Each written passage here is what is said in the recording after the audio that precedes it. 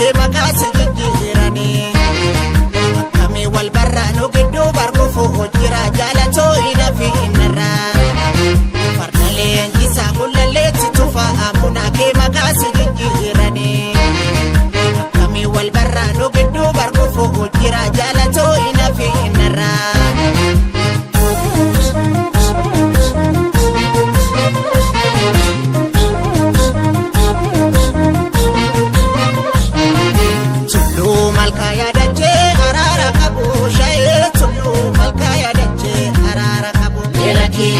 Melaki Musumam na jibayo makake dawu shele Musumam na jibayo makake dawu Melaki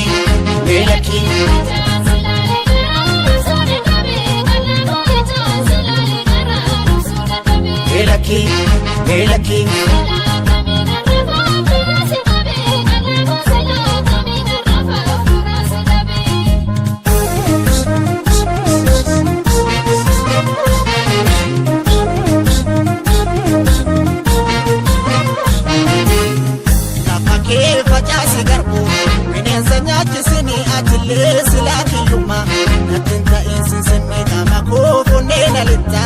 akabuba ibida manike silagamana ke abebe tufa barbureda nadangesani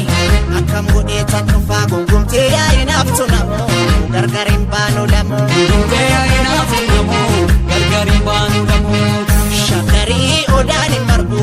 sanyi baca samale atille silakiyuma gargar nu ba samale sanyi warra jamo dabale oson sidu kagale warra jamo dabale oson sidu kagale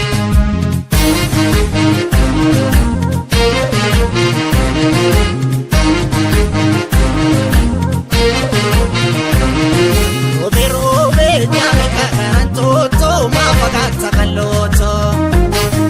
osineda maratu salasena sihawe baradera udani ko ano maksutuniga bako bata pambatu ano fiko jajabatu ofegi kwanu ketu sinyatu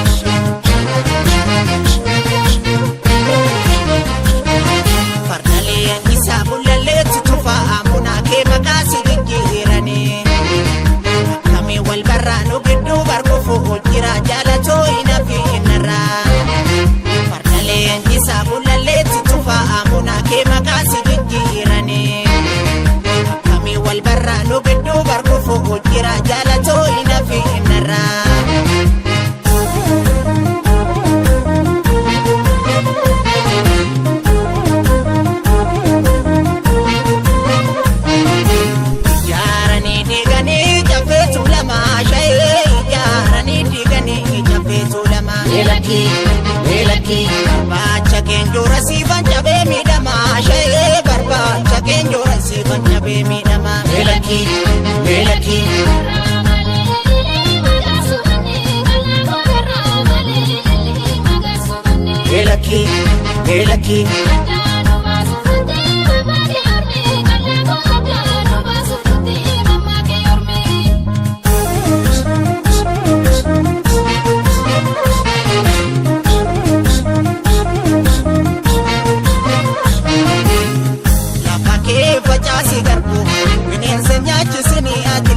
silakiyuma natinta insinsinni tamako funena litta akabuba ibida manike silagamana ke abebe tufa barbureda nadangesani akam gode tanufa gungumte ya inaftunamo gargarin banu lamu shakari odani marbu sanyi baca samale atille silakiyuma gargar nu ba samale sanyi warra jamo dabale oson sidu kagale warra jamo dabale oson sidu kagale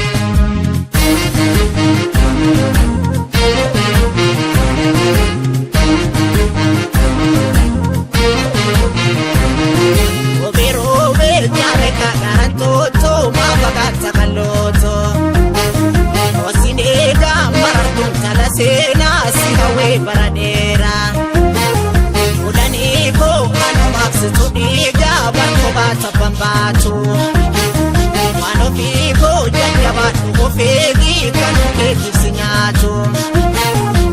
Ote jabbiin itti haami kaloosani aannan bahaa ollachaa si hidhi Oto kitti warri isaa beekanii takka dhiitii sirbii hamachuun baay'ee beekni miti